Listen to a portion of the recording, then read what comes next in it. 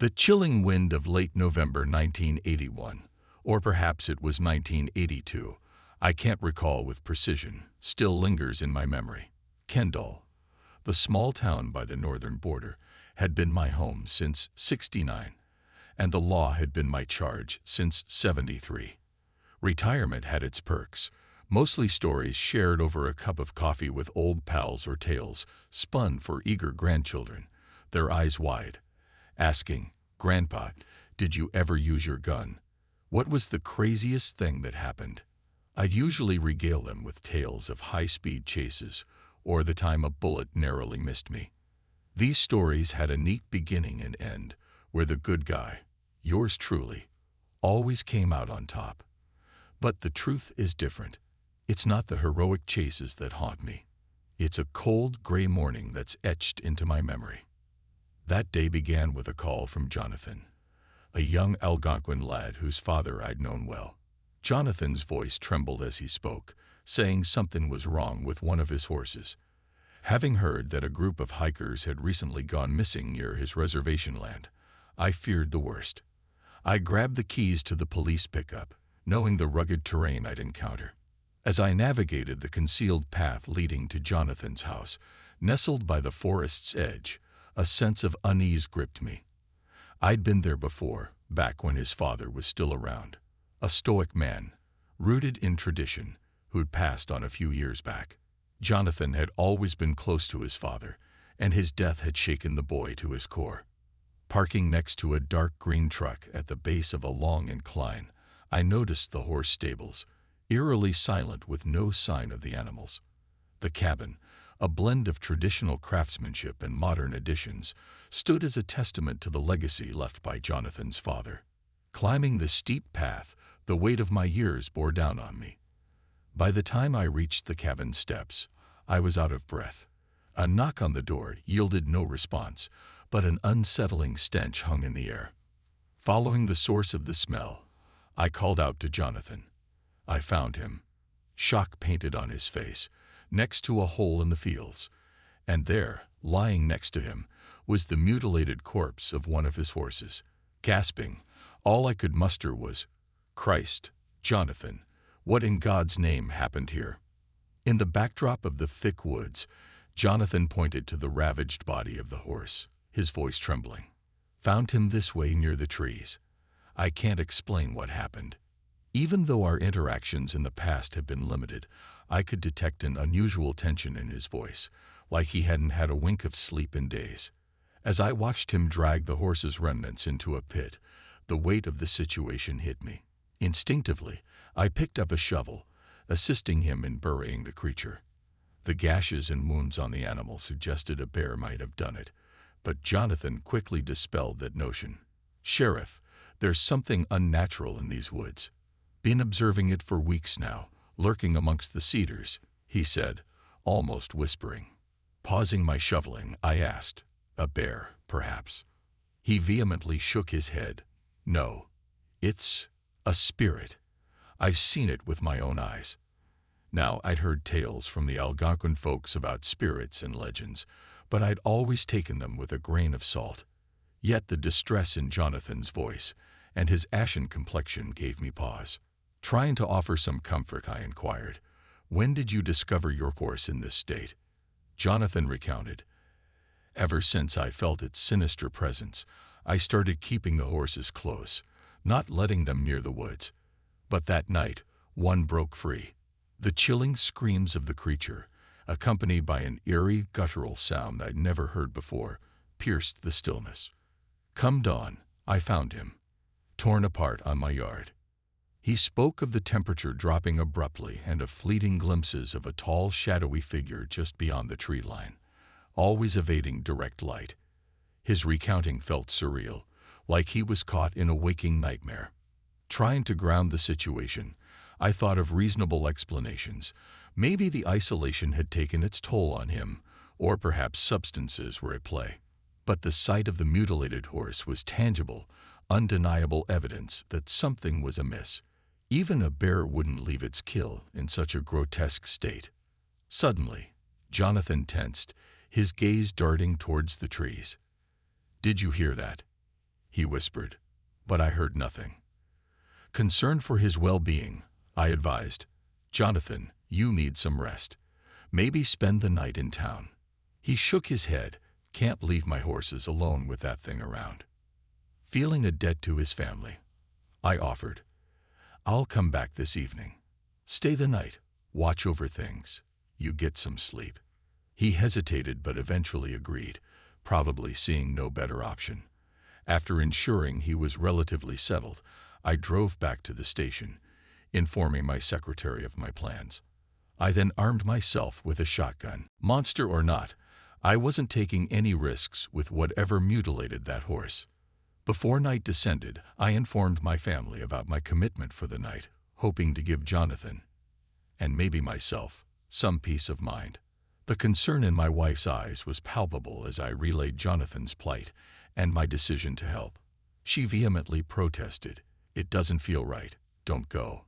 My children, having overheard the conversation, their eyes wide with terror, clung to me. I tried to assure them, using every bit of my persuasive skills. The delay meant that by the time I set off, the sun was sinking lower in the sky, casting a golden hue that hinted at the impending darkness. The reservation lay swathed in the last remnants of twilight.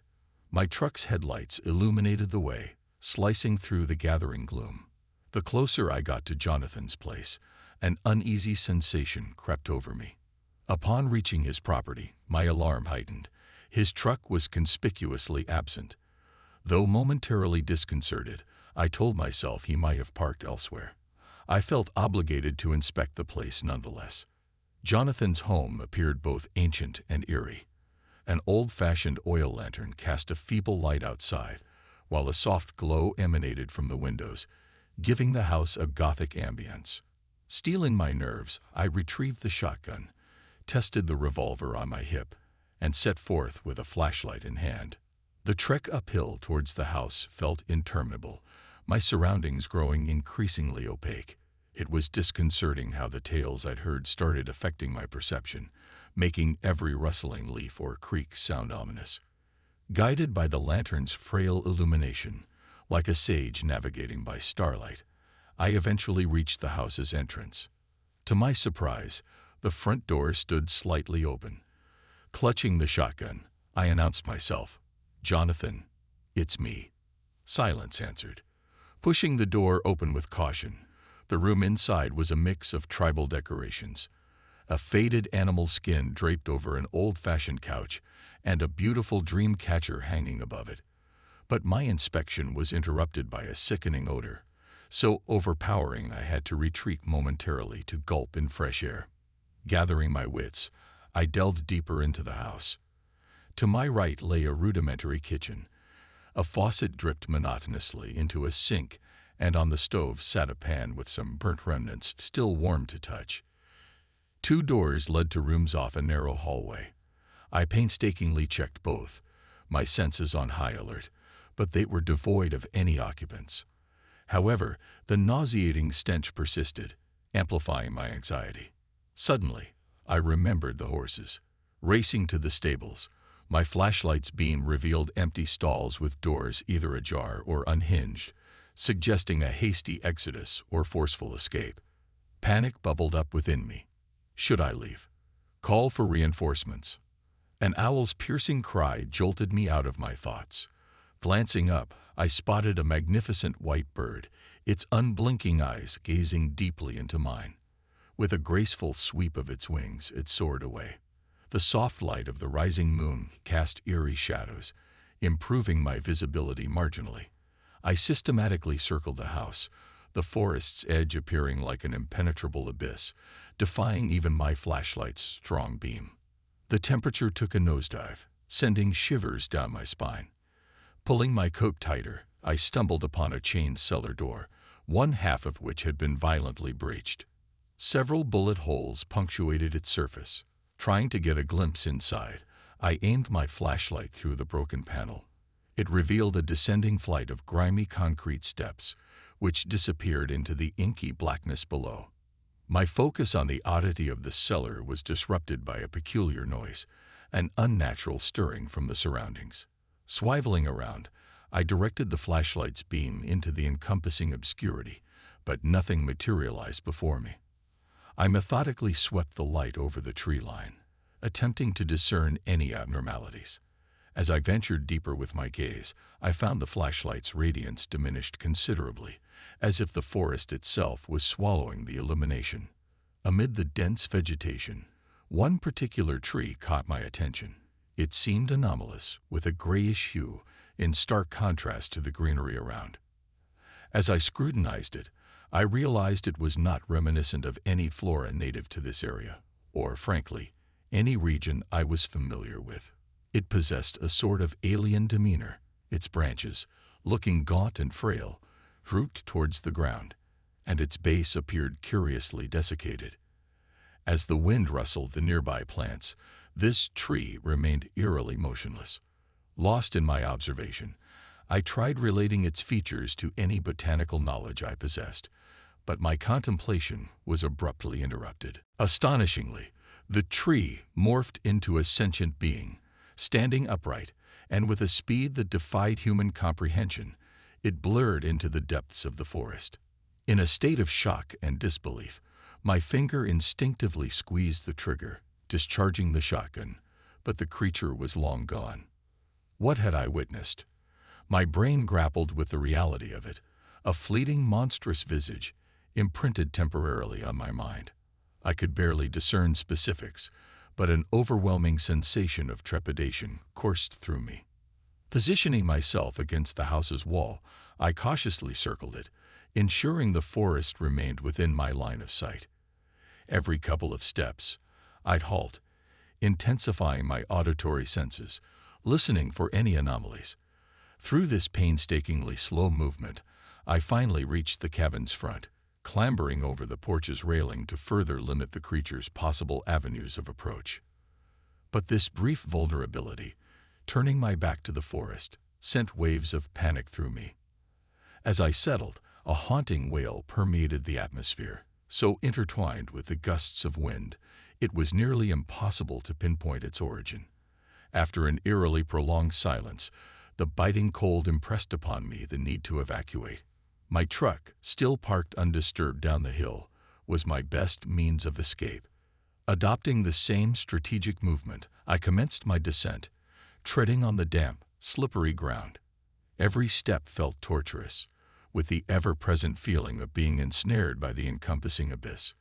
But as I neared the foot of the hill, a familiar howl echoed once again. I brandished my flashlight, revealing a pair of large, luminous eyes. The same owl, imposing in its stature, perched regally above, scrutinizing me. But relief was short-lived. An abrupt commotion from the truck's direction, followed by a distinct thud, compelled me to swivel around. The truck oscillated slightly, its suspension groaning under some unseen force. Cautiously, I dropped down. Inspecting underneath, it was vacant. Similarly, a quick glance at the truck bed revealed nothing. Wasting no more moments, I clambered inside the truck, fumbling to turn the ignition. Upon turning the ignition, a surge of skepticism overcame me, doubting if the vehicle would spring to life amidst such unsettling circumstances. However, to my profound relief, the engine roared, seeming like a prayer answered in that eerie desolation. As I shifted into reverse, I couldn't resist stealing a final glance at the house. Its lights had dimmed, but against the backdrop of my truck's muted yellow illumination, I felt an eerie sensation, as if I was being observed from within. Through the windows, my heart pounded relentlessly, and my instincts screamed at me not to overstay my welcome any longer. Thus, I sped away, veering onto the highway, making haste to distance myself from the scene of the surreal encounter. The haunting tableau of that residence would forever be etched in my memory. But what transpired the following day was arguably more harrowing. I remained reticent about my personal experiences, feeling it too outlandish to share. When probed, I merely reported that Jonathan and his equines were mysteriously absent. However, John's green truck was discovered, having crashed about 10 miles south. Its front end nestled in a ditch, rendering it inoperable. Dry blood was smeared across the dashboard, and a bloodied Bowie knife lay discarded amidst various garments strewn nearby. Two distinct trails led into the woods, one eerily absent of any footwear, which provided ample grounds to procure a search warrant for Jonathan's abode. By afternoon, accompanied by my deputies, I returned to that accursed property. Inside, the house was deceptively pristine, almost frozen in time since my previous visit. Seizing a solitary moment, I scoured the grass, retrieving and pocketing the shotgun shell I had discharged. My primary concern lay beneath those chained cellar doors. Upon prying them open and descending, a horrendous reality confronted me. Fragments of bones, scared with unmistakable human bite marks, were strewn about, while chains drenched in dried blood adorned the walls. My mind raced to the thought of the vanished hikers, and my worst fears were confirmed when the DNA extracted matched Sally Miller, one of the missing women. The sinister revelations about Jonathan's heinous activities eclipsed any horror I had experienced thus far. Despite exhaustive efforts, Jonathan's whereabouts remained a mystery. His tale seemingly concluded with those fading footprints in the woods. I've only confided in two individuals about that night, my beloved wife, Martha, and a trusted colleague, Bernard. Martha, always pragmatic, accepted my account without skepticism. Thereafter, she grew particularly wary of the forest, ensuring our children never ventured too close. Bernard, on the other hand, offered a more rational explanation, suggesting perhaps it was an ill-malnourished bear. I never contested his theory, for how could I articulate what I felt in my bones? I may not have witnessed a divine entity in those woods, but I could not ignore the malevolence emanating from that tree that haunted my dreams. With time, I chose early retirement, leaving the unresolved enigma of the case behind. In the recesses of my heart, I realized I never truly desired closure.